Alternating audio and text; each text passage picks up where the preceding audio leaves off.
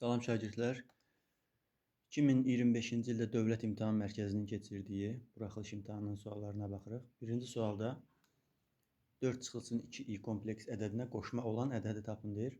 Qoşma ədədlər ümumi şəkildə A plus BI şəklində olur. Bunun qoşması isə A çıxılsın BI şəklində olur. Yəni toplamanın qoşması çıxma, çıxmanın qoşması isə toplama olur.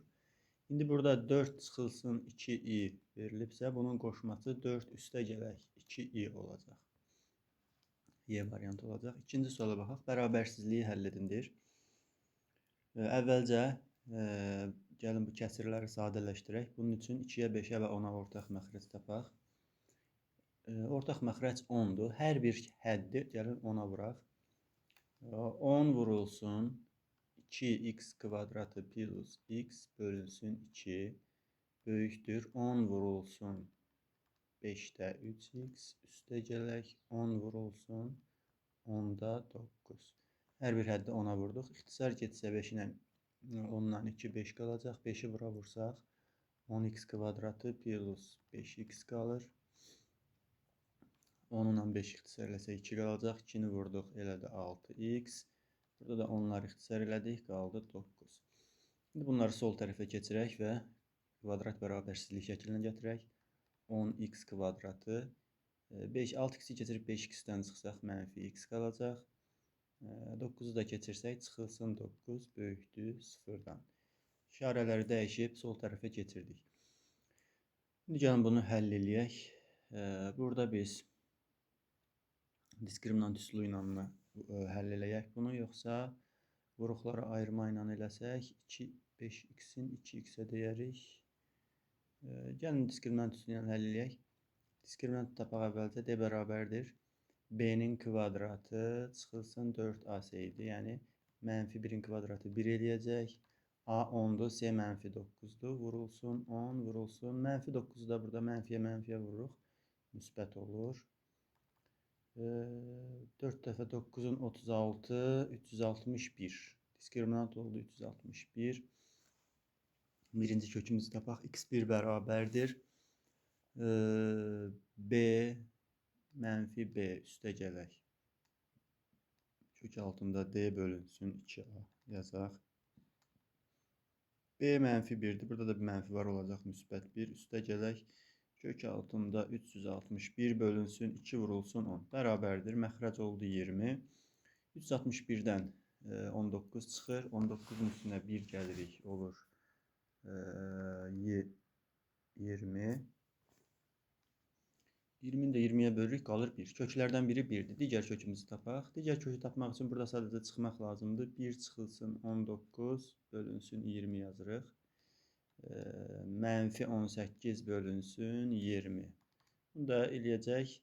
2-yə ixtisar eləsək mənfi 9 böl 10. Mənfi 0,9 elədi. Digər kökümüz isə mənfi 0,9'dur. 1 və mənfi 0,9.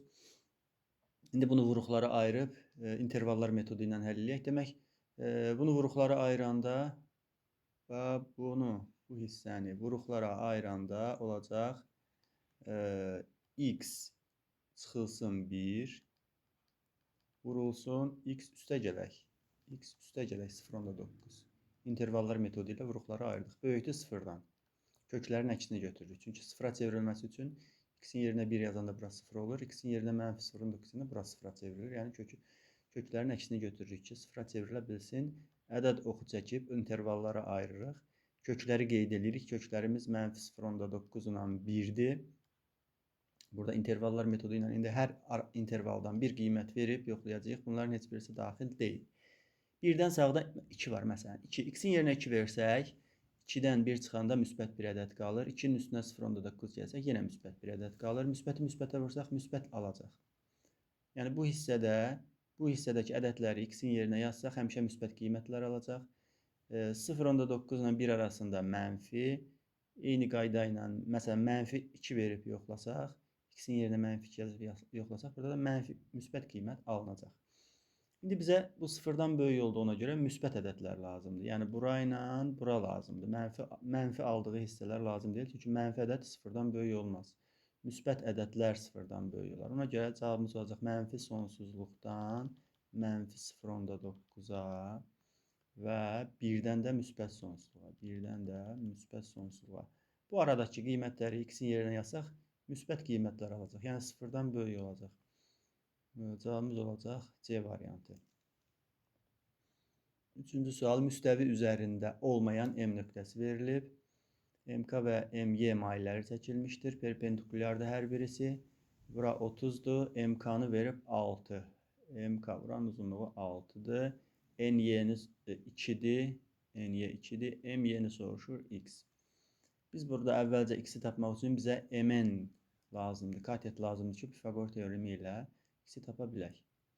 Burada da düzbucaqlı üçbucaqdır. MKN də düzbucaqlı üçbucaqdır. Bu fəzadadır. Yəni ona görə burada 2-dən 90 bu formada görsənir. 30 dərəcəli bucaq qarşısındakı katet hipotenuzun yarısına bərabərdir. Yəni bura hipotenuz 6-dırsa, qarşıdakı katet onun yarısı olmalıdır. 6-nın yarısı 3. İndi buradan Pifagor teoremi ilə x-i tapa bilərik. 2-nin kvadratı üstə gələk. 3-ün kvadratı bərabərdir hipotenuzun, yəni x-in kvadratına. 4 üstə gəl 9 bərabər x kvadratına. X kvadratı bərabərdir 13-ə. 4-dən 9 topladıq. X də bərabərdir kök altında 13-ə. Deməli, MY oldu kök altında 13. Radiusu 3 cm olan kürənin həcmini hesablayın. Bu düsturu bilmək lazımdır burada. Yəni, başqa bir şey yoxdur. 3-də 4 pi r kubu. Kürənin həcm düsturu 3-də 4 pi r kubudur. 3-də 4 vurulsun, pi vurulsun, radius 3-dür. 3-ün kubu olacaq 27, vurulsun 27, bərabərdir. 3 ilə 27-ni ixtisar eləsək, 9 qalar. 9-da 4-ə vururuq, 36 pi olur. Kürənin həcmi oldu 36 pi. 5-ci suala baxaq. AN ardıcıllıq verilib, düstur ilə verilib, aldığın 5-ci əddini tapın. Bu da asan sualdır. 5-ci əddi tapmaq üçün n-in yerinə 5 yazmaq lazımdır. Harada n gördük, yerinə 5 yazırıq. A5 bərabərdir 3 vurulsun 5 çıxılsın 1. 15-dən 1 çıxırıq, qalır 14. Demək 5-ci hədd 14 imiş. 6-cı suala baxaq. Diaqramda bir sinifin dərsdə iştirak edən və etməyən şagirdlərin sayı haqqında məlumat verilmişdir. Sinif siyahısından təsadüfən seçilmiş 2 şagirddən birinin dərsdə iştirak edən oğlan, digərinin isə dərsdə iştirak etməyən qız şagird olması hadisəsinin ehtimalını tapın. Əvvəlcə deyək ki, ehtimalı tapmaq üçün əlverişli halların sayını surətə yazmalıyıq. Bütün halların sayını isə məxrəcə yazmalıyıq. Əvvəlcə gəlin görək sinifdə neçə nəfər var. Sinifdə deməli, əvvəlcə oğlanları tapaq. Bir nəfər buradadır. Bir nəfər iştirak etməyən oğlan var. 15 nəfər iştirak edir. Bu elədir 16 nəfər. Oğlanlar 16 nəfərdir. Qızları tapaq. İştirak edən 12-dir. İştirak eləməyənlər isə 2 nəfərdir. Bu da elədir 14 nəfər. 14 nəfər qız var, 16 nəfər oğlan var. İndi deməli sinifdə cəmsi toplayırıq 30 nəfər var. Sinifdə 30 nəfər var. Əvvəlcə mümkün halların sayını tapaq. Mümkün hallar 30 nəfər var, kombinezon 30 nəfər var. İkisini seçməliyik. Biri oğlan, biri qız olmalıdır. 30 nəfərdən ikisini kombinezon 30-dan 2 sayda müxtəlif üsullardan seçmək olar. Bərabərdir. Kombinezonun düsturu necə idi? 30 faktorial bölünsün. 30-dan 2-ni çıxırıq. 28 faktorial vurulsun 2 faktorial. Kombinezon düsturu ilə hesabladıq bunu. 30 faktorialdan 28 faktorial ixtisar eləsək, burada qalacaq 29 vurulsun 30 qalacaq. 28 faktorial 1-dən 28-ə qədər olan ədədlərin hasilidir. 30 faktorial isə 1-dən 30-a qədər olan ədədlərin hasilidir. Ona görə 1-dən 28-ə qədər olan ədədləri ixtisar edirik. 1-dən 28-ə qədər olanları ixtisar edirik. Burada 29-dan 30 qalır. 29 vurulsun 30. 2 faktorial isə 1 vurulsun 2-dir. O da 2 edir. Bunları da ixtisar eləsək, 29 vurulsun 15 qaldı. Yəni, mümkün halların sayı bu qədərdir. Onu da hesablamasaq olar, çünki ixtisar edəcəyik burada.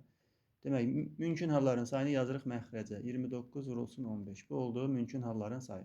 İndi əlverişli halların sayına baxaq. Əlverişli hallarda isə bizdə məsələdən nəyə soruşursa, onu götürməliyik. Demək, deyir ki, iki şagirddən birinin dərsdə iştirak edən oğlan.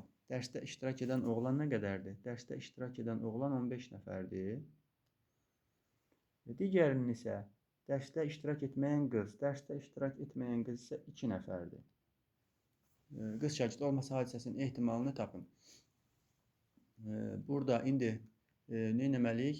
15 nəfər, 15-i də 15 nəfərdən birini kombinzon 15-dən 1 sayda seçə bilərik. 2 nəfərdən birini də kombinzon 2-dən 1 sayda seçə bilərik. Bunları hesablamağa ehtiyac yoxdur. Bu 15 eləyir, bu da 2 eləyir. Demək, surətə də yazacağıq. 15 vur 2. 15 vurulsun 2. Bərabərdir. 15-ləri ixtisar edirik burada. Qalır 29-da 2. 29-da 2. 7-ci suala baxaq. Mərkəzi O nöqtəsində olan çevrənin AB vətəri AB vətərdir və AC diametrdir. Yarısına bərabərdir. Yarısına bərabərdirsə, bunlar radiuslardır hər birisi. Bu, bunun yarısına bərabərdirsə, 2R'in yarısı R edir. Demək, bu da R'dir, radiusa bərabərdir. BA onu soruşur. BA, bu bucağı soruşur. Biz buradan bir dənə də radius çəksək, burada bərabər tərəfli üç bucaq alınacaq. R.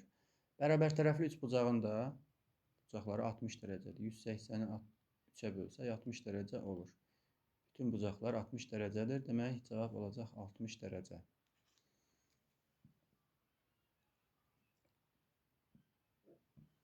Səkkizinci suala baxaq. Ədəd hansı iki ədədin hansı tam ədədlərin arasında yerləşir? Bu kök altında 16 ilə kök altında 25-in arasında yerləşir. Kök altında 19,4, kök altında 16 ilə kök altında 25-in arasında yerləşir. Niyə 16 ilə 25 yazdıq? Çünki tam ədədlər 16 ilə 25-dən çıxır. 17-dən, 18-dən tam ədəd çıxmır. 23-dən, 24-dən bunlardan da tam ədəd çıxmır. Kök altında 16 4 deməkdir. Kök altında 25 də 5 deməkdir. Demək, bu ədəd 4 ilə 5-in arasında yerləşir. İki ədədin cəmi, ədədləri A və B götürək. İki ədədin cəmi 137-dir. Fərqi isə 19-dur. Yəni, A çıxılsın, B isə 19-dur. Bu ədədlərdən böyüyünü tapın. Bunlar tərəf-tərəfə toplasaq B-lər gedəcək. Biri müsbətdir, biri mənfi. Tərəf-tərəfə toplayırıq. Aynı ananı toplayırıq, eləyir 2A. B-lər getdi. Ədədləri də toplasaq eləyəcək 16, 1 yadda, 5, 156. Elədi 156. 156-nı da 2-yə bölsək 78. Ədədlərdən biri 78-dir. Digəri isə 137-dən 78-i çıxsaq, cəmi 137 idi. Ədədlərdən demək 137-dən də 78-i çıxırıq. Qalır 9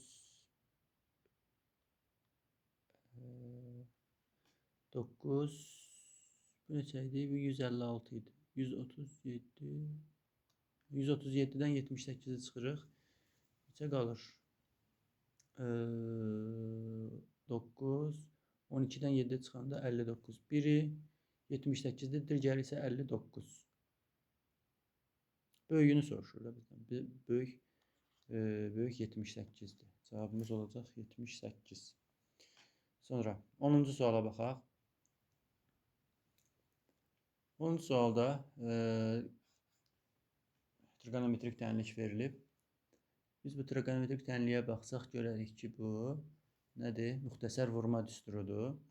2 vurulsun sinus x üstəgəl 1-in möhtərizə kvadratının açılışıdır. Birincinin kvadratı 4 sinus kvadrat eləyir. Hasilinin 2 misli, bu da çıxma olmalıdır. Hasilinin 2 misli eləyir 4 sinus x. 1'in kvadratı eləyir 1. Yəni müxtəsər vurma düsturudur.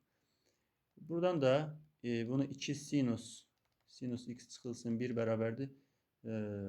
Sıfırdan kök alsaq yenə də elə 0 eləyəcək. Kvadratı atdıq getdi. Qaldı 2 sinus x 1'i keçiririk sağ tərəfə. Sinus x bərabərdir. 1'i də 2'yə bölürük, qalır 2'də 1. Belə bir sadə trigonometrik tənlik aldıq. Sinusun düsturunu yazaq bura. Mənfi 1 üstü k vurulsun arc sinus a üstə gələk pi k. Trigonometrik tənliklərdən sinus x bərabər a tənliyinin düsturu bu idi. İndi yazaq yerinə. X bərabərdir mənfi 1 üstü k arc sinus a'nın yerində 2'də 1 var burada. A'nın yerinə 2'də 1 yazırıq. Plus pi k'nı da olduğu kimi yazırıq. Sonra indi buradan mənfi 1 üstü k olduğu kimi qalır. Arc sinus 2'də 1 yəni sinus 2'də 1'i neçə dərəcədə alır? 30 dərəcədə alır. 30 dərəcə pi böl 6'dır. Pi böl 186'ya bölsək 30 eləyər. Üstə gəl pi k'nı da olduğu kimi saxlayırıq. Cavabımız olacaq mənfi 1 üstü k pi bölü 6 üstə gəl pi k. D variantı olacaq cavabımız. 11-ci suala baxaq. Tənasübdən x-i tapın. Tənasübün kənar hədlərinin hasili orta hədlərin hasilinə bərabərdir. Ortaları 1 vuraq. 3,1'i vuraq x-ə. Kənardakıları da bir-birinə vuraq. Yəni 9'da 7'ni də vuraq. 9,3'ə. Deməli, x bərabərdir. Gəlin ixtisar eləyək. 9 ilə 3'ə ixtisar eləsək, burada 3 qalacaq. Burada da 3,1 qalacaq. 3,1'ləri də buradan ixtisar eləyərik. Hər tərəfi 3,1'ə bölə bilərik. Qalacaq x bərabərdir 7'yə. Burada da 3 var. 7 böl 3. Cavab oldu 7 və 3. 3'də 7. Cavabımız oldu C variantı. Sonra 12-ci suala baxaq. Vektorların skalyar hasilini tapın. Vektorların skalyar hasilini tapmaq üçün x-ləri bir-birinə vurmalıyıq. Yəni 4'ü mənfi 5'ə vurmalıyıq. Üstə gələk. Y-ləri də bir-birinə vurmalıyıq. Mənfi 3'ü vurmalıyıq 2'yə. X-ləri 1 vurmalıyıq. Y-ləri də 1 vurub toplamalıyıq. Skalyar hasili tapmaq üçün. Mənfi 20 eləyir. Bu da mənfi 6 eləyir. Bu da olur mənfi 26. Skalyar hasil oldu. Mənfi 26. 13-cü suala baxaq. İfadəni sadələşdirin deyir. Burada bir-bir bunları vurub açmaq da olar. Və yaxud da müxtəsər vurma düsturundan da istifadə etmək olar. A çıxılsın B-ni A üstə gəl B-yə vuranda A-nın kvadratı çıxılsın B-nin kvadratı eləyir. Müxtəsər vurma düsturu. Burada da görürsünüz həm toplayıblar, həm çıxıblar. Toplananların yerini dəyişmək olar burada. Bunu 5 çıxmanın yerini dəyişmək olmur, amma toplamanın yerini dəyişəndə bunu 5 üstə gələk 6y-in kubu kimi yaza bilərik. Bu müxtəsər vurma düsturudur. Bir dəfə toplayıblar, bir dəfə çıxıblar. Deməli 5'in kvadratı, A-nın kvadratı, yəni 5'in kvadratı çıxılsın B-nin kvadratı, yəni 6y kubunun kvadratı yazırıq. 5'in kvadratı 25 eləyir. Bu da 36, y-in üstündə 6 olur. Qüvvəti qüvvətə yüksəldəndə qüvvətlər bir-birinə vurulur. 2'ni 3'ə vururuq. Olur 36 y üstü 6. Demək cavabımız olacaq 25. Burada A bəndi düşməyib. Belə A bəndi olacaq. Bu yox. Bunun əksi 25 çıxılsın 36 y-in kubu. Cavabımız elə A bəndi olacaq. 14-cü suala baxaq. İfadənin qiymətini sadələşdirin deyir. Burada sinus 30 dərəcədə 2'də 1 alır. 10 vurulsun 2'də 1 yazdıq. Sonra biz bunu çevirmə düsturu ilə 270 çıxılsın 39 yaza bilərik. 231'in yerinə 270-39 yaza bilərik. 270 dərəcəni burada atanda sinusun adı dəyişir. Adı dəyişir olur kosinus. Kosinus 39. 270'i atırıq və 39 olduğu kimi saxlayırıq. Sinusun da adı dəyişir olur kosinus. 90 dərəcəni və 270 dərəcəni atdıqda ad dəyişir, amma 180 dərəcəni və yaxud da 360 dərəcəni atdıqda ad dəyişmir. Amma burada rübə də fikir vermək lazımdır. Bu dördüncü rübdür. Dördüncü rüb, yox, üçüncü rübdür bu. Üçüncü rübdə sinus mənfi alır. Ona görə bunun qarşısına mənfi yazmaq lazımdır. Üstə gələk, kosinus 39-u olduğu kimi saxlayırıq. Çıxılsın, tangens 45 dərəcədə 1 alır. Bərabərdir. Bunlar gedir, biri mənfidir, biri müsbət. Bunlar ixtisarləsək burada 5 qalır. 5 çıxılsın 1 bərabərdir 4 olur. Cavabımız olur 4. Sonra 15-ci suala baxaq. İfadənin qiymətini tapın deyir. Loqaritmaları toplamaq üçün, yəni əsasları eynidirsə, biz bunları vura bilərik. LC kök altında 5-ci dərəcədən, yəni bunları kəsrə çevirək həm kəsrə çevirək, qüvvət şəklində yazaq, həm də vuraq. Bunu biz 10 üstü 5-də 2 yaza bilərik. 10 üstü 5-də 2. Sonra vurulsun, bu kökü də qüvvətə çevirsək, 10 üstündə 3-də 2 olacaq. 10 üstü 5-də 3 vurulsun 10 üstü 3-də 1.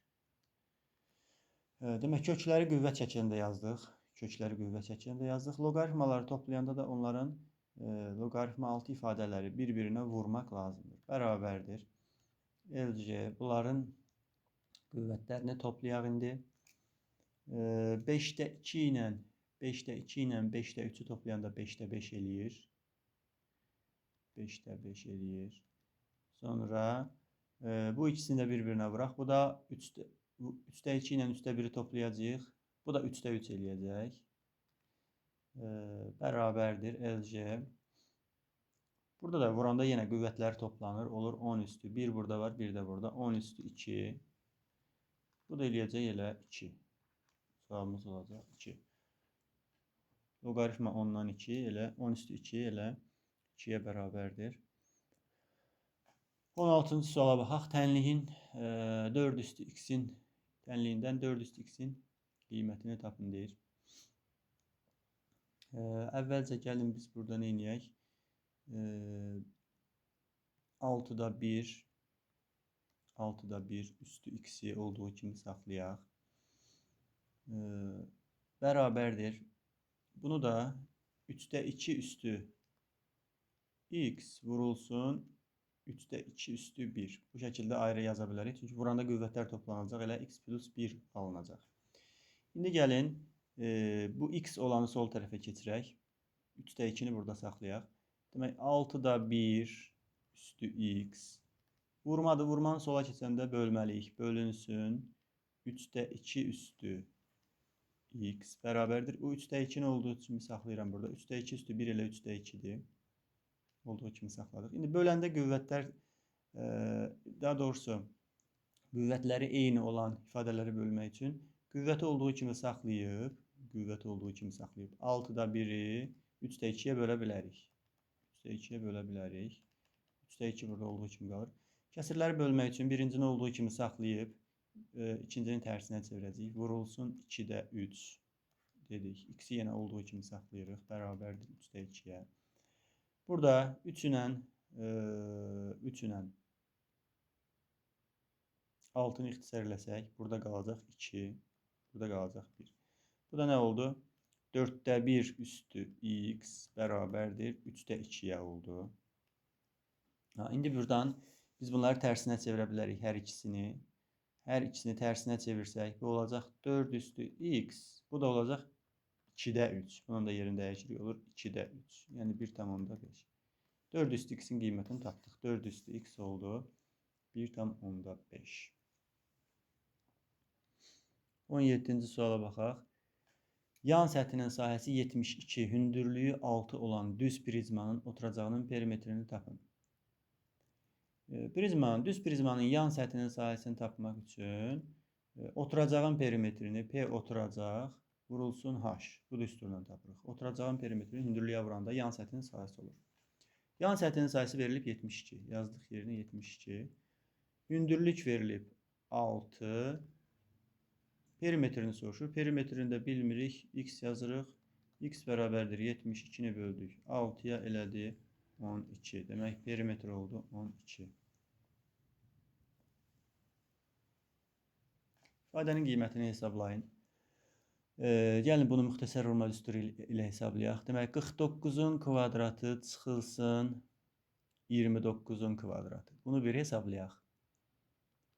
46-nın kvadratı çıxılsın 26-nın kvadratını da bir hesablayaq müxtəsər vurma düsturu ilə. Bərabərdir. Demək bunu bir dəfə toplayıb bir dəfə çıxacağıq. 49 çıxılsın 29 vurulsun 49 üstə gələk 29. Üstə gələk. Bunu da eyni qayda ilə 46 çıxılsın 26 46 üstə gələk 26. Bölünsün 600 dedik. Bərabərdir. Bu eləyir 20 vurulsun 60 78 üstə gələk. Burada da qalır 20 vurulsun 72 72 600 olduğu kimi saxlayırıq. Buradan 20-nin möhtəriz xaricinə çıxartsaq, qalacaq 78 üstə gəl 72. 78 üstə gəl 72 bölünsün 600. 20 ilə 600 ixtisar eləsək, burada qalacaq 30. 78 ilə 72-ni toplasaq 150 eləyəcək. 150-ni də 3-ə bölsək qalacaq 5. Cavabımız oldu 5. 19-cu sual. Şagirdin riyaziyyat fənn olimpiyadasında cavablandırdığı 4 sualdan ilk 3-ünə görə topladığı balların ədədi ortası 8-dir. Deməli 3-ü 8-ə vursaq 24, cəmi 24. İlk 3 sualdan 3 sualdan cəmi 24 bal toplayıb. Sonra 4-cünə görə topladığı balların ədədi ortası 7-dir. 4-cü sualdan bilmirik neçə bal toplayıb. Amma ilk 3 sualın cəmini bilirik 24-dür. Ədədi ortanı tapmaq üçün ümumi cəmi sayına bölməliyik. Ümumi balların cəmini imtahanların sayına bölməliyik. İlk 3-ündən cəmi 24 bal toplayıb. İlk 3-ündən cəmi 24 bal toplayıb. 4-cüsündən bilmirik nə qədər toplayıb. X bal toplayıb. Cəmi 4 dənə imtahana girdiyinə görə, cəmi 4 olimpiyada sualına, daha doğrusu, cəmi 4 sual cavablandırdığına görə sayına bölürük. 4-ə bölürük və ədədi ortası nə qədərdir? Ədədi ortası isə 7-dir. Ədədi ortası 7-dir.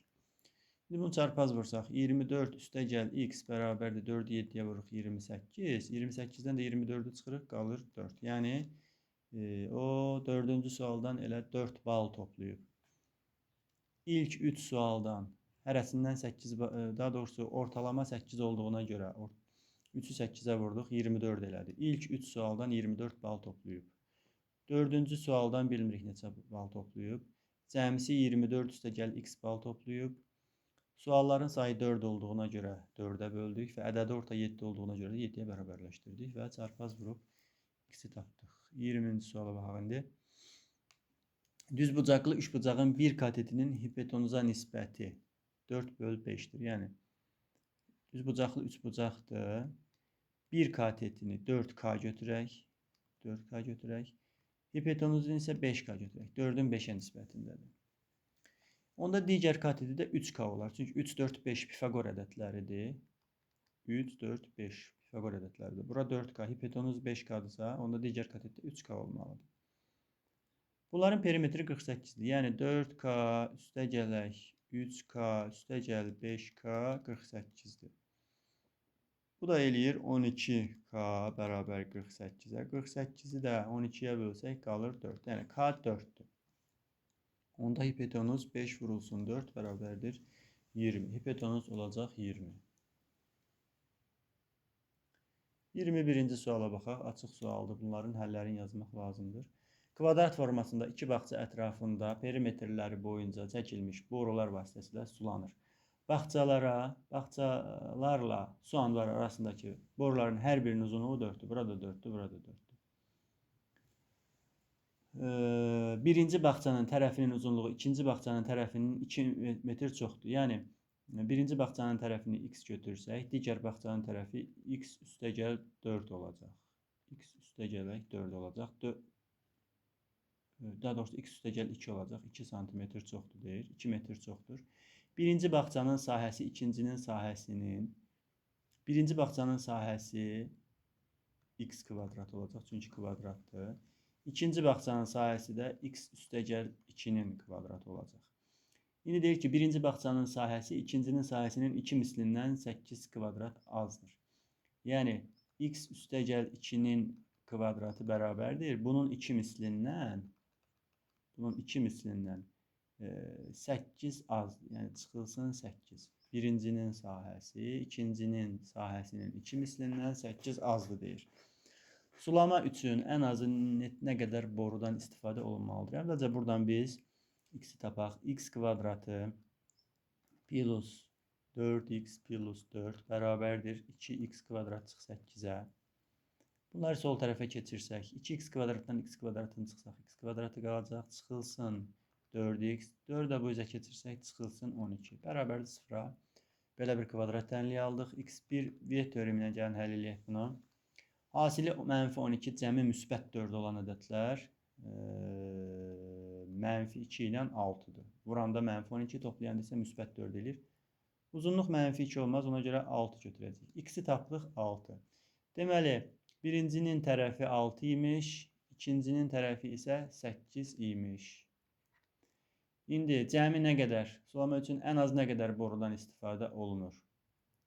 Demək, bunun perimetrin burada borular perimetr boyunca düzülüb. Onda 4 dəfə 6-nı 24. 24 metr bura lazımdır. 4 metr də buradan.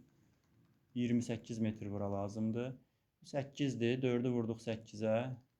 Belədir 32. 4 metr də buradan lazımdır. Belədir 36. 36 ilə də 28-i toplayırıq və cəmi nə qədər boru lazımdır tapırıq. 36 ilə 28-i topladıq. 50. 64. Cəmsi 64 metr boru lazımdır. 22-ci suala baxaq. Bir məktəbin bütün müəllim kollektivinin 4də 1-i Şuşada, 5də 4-ü Xankəndidə, ikisi isə hər iki şəhərə səfər edir. Bu kollektivdə neçə müəllim var? Deməli, bunu çoxluğuna yazsaq, birləşmədəki elementlərin sayı düsturu necədir? NA birləşmə B bərabərdir. NA üstəgələk NB çıxılsın NA kəsişmə B. Çoxluqdakı elementlərin sayı düsturu ilə bunu yazsaq. Müəllimlərin sayıdır burada. Müəllimlərin sayını gəlin x götürək. Müəllimlərin sayını x götürək. Ümumi x nəfərdir. Şuşaya bunların 4də 1 gedib. Yəni 4də 1 x. Xankəndiyə 5də 4 gedib. Yəni 5də 4x. Hər ikisinə gedənlər isə 2 nəfərdir. Yəni kəsişmə 2 nəfərdir. Belə bir tənlik qrup buradan müəllimlərin sayını, yəni x-i tapa bilərik. Gəlin hər tərəfi 20-yə vuraq. 4 ilə 5-in ortaq məxrəci 20-dir. Hər tərəfi 20-yə vuraq. Kəsirlər buradan azad olsun. X-i 20-yə vursaq 20x eləyir. 20-ni 4də 1-ə vursaq ixtisar gedir. 5x qalır. 20-ni 5də 4-ə vursaq 16, 4 qalır. 4 4-ə vuruq 16x çıxılsın. 2-ni də 20-yə vururuq, eləyir 40. Bunları toplasaq eləyir 21. 21-i keçirib çıxsaq -x qalır. Deməli, x bərabər 40 olur. Müəllimlərin sayı 40 imiş. 23-cü suala baxaq indi. ABC trapesiyasında AB-ni verib 6, CD-ni verib 8. CY parçası bu trapesiyanı romb və düzbucaqlı üçbucağa ayırır. Yəni, bura rombdur. Rombun bütün tərəfləri bərabər olur. Deməli, bunların hamısı 6-dır. Burada düzbucaqlı üçbucaqdır. Düzbucaqlı üçbucaqdırsa, çünki bunlar iti bucaqlardır. Düzbucaq bura olmalıdır. Onda biz buranı Pifaqordan tapa bilərik. 6, 8, 13 bucağıdır. 6-nın kvadratı üstəgəl 8-in kvadratı bərabərdir x kvadratı desək Pifaqordan. Bura 100 eləyir. Demək, x 10-dur. X-i tapdıq 10. Bizdən də ABCD'nin trapesiyanın perimetrini soruşur. Yəni bu hissəni götürməyəcəyik. 6, 6, 6, 8 və 10. Bunları toplayırıq və perimetri tapırıq. 18 üstə gəl 18. Bu da eləyəcək 36. Perimetr olur 36. 24-cü suala baxaq. Turistlər gəzinti zamanı motorlu qayıqla iki məntəqə arasında məsafəni çayın axın istiqamətində gedib axının əksi istiqamətində qayıtmağa ümumilikdə 4 saat vaxt sərf ediblər. Qayığın öz sürəti 6-dır, çayın sürəti isə 3-dür. Bu məntəqələr arasındakı məsafəni tapın. Məntəqələr arasındakı məsafəni x götürsək, deməli, bunlar axın istiqamətinə gedəndə sürətlər toplanır. Qayığın sürəti 6-dır, çayın sürəti 3-dür. 6 ilə 3-ü toplayırıq. Amma əksinə geri qaydanda isə çay qayığa mane olduğuna görə sürəti azalır da, sürətini çıxırıq. Deməli, 6-dan 3-ü çıxırıq. 6-dan 3-ü çıxırıq. Demək, bu sürətdir. Bu gedən axın istiqamətində olan sürətdir. Bu da yoldur. Yolu biz sürətə böləndə zaman alınır. Burada da, bu da əks istiqamətdə gedəndə sürətdir. Əks istiqamətdən çıxılır. Yolu sürətə böləndə zaman alınır. Bunların hər ikisi zamandır. Biri gedəndə sərf olunan zamandır, biri qaydanda sərf olunan zamandır. Bunları toplayanda 4 eləyir. Yəni cəmsi 4 saat vaxt sərf ediblər. Bu da olacaq 9-da x üstə gələk 3-də x bərabərdir 4-də. Ortaq məxrəc tapsaq, bunu 3-ə vuracaq, olacaq x üstə gəl 3x bərabər 4-də. Çarpaz vursaq, x ilə 3x-i toplasaq eləyir 4x. 9-u 4-ə vursaq eləyir 36. 36-nı da 4-ə bölsək qalır 9. Yəni məntəqələr arasındakı məsafə 9 kilometr imiş. Sonuncu sual, 25-ci suala baxaq. Belə bir funksiyanın qrafiki verilmişdir. ABCD məsafəsini tapın. Əvvəlcə biz burada bilməliyik ki, əgər funksiya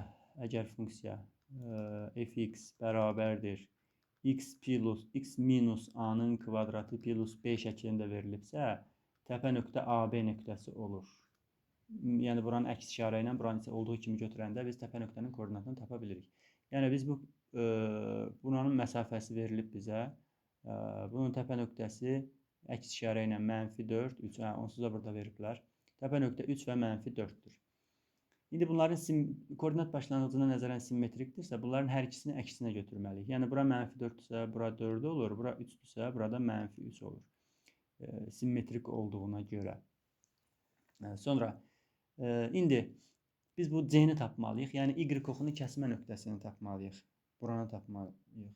Y oxunu harada kəsir, onu tapmalıyıq. Y oxunu kəsmə nöqtəsini tapmaq üçün biz x-ə 0 verməliyik. X-ə 0 verməliyik ki, Y-i harada kəsir, onu tapa bilək. Yəni burada x-ə 0 verək, görək Y-i harada kəsir. 4-də 1 vurulsun 0 üstə gəl 4-ün kvadratı, üstə gələk 3. X-ə 0 verdik, bərabərdir. 4-də 1 vurulsun 4-ün kvadratı 16 eləyir. 16 ilə 4-ü xüsusilə 4, 4 ilə 3 toplasaq 7. Deməli, bura 7 imiş. Bura 7-dirsə, onda burada -7 olmalıdır. Simmetrik olduğuna görə. İndi AB məsafəsini tapaq. AB məsafəsini tapmaq üçün Pifaqor teoremindən istifadə edə bilərik. Gəlin buranı birləşdirək belə. Əvvəlcə, buranın uzunluğu 4-dür. Buradakı düzbucaqlı üçbucaqdan istifadə edirik. Buranın da uzunluğu 3-dür. Buranın uzunluğu 3-dürsə, burada 3 olmalıdır. Burada nə aldıq? 3, 4, 5 Pifaqor ədədlərindən ibarət bir nə aldıq? Düzbucaqlı üçbucaq aldıq. Deməli, bura 5-dir. Bu da simmetrikdə, bunun da uzunluğu 5 olacaq. Deməli, AB məsafəsi oldu 10. 5, 5, 10. AB məsafəsini tapdıq. İndi qaldı CD məsafəsi. CD məsafəsini tapmaq üçün buradan bura qədər məsafə 7-dir. Buradan bura qədər də məsafə 7-dir. Demək, 7 ilə 7-ni toplayırıq. CD məsafəsini də tapırıq. CD məsafəsi də 14-dür. Bizdən də cəmini soruşur. 10 ilə 14-ü toplayırıq. Eləyir 24. Cavabımız olur 24.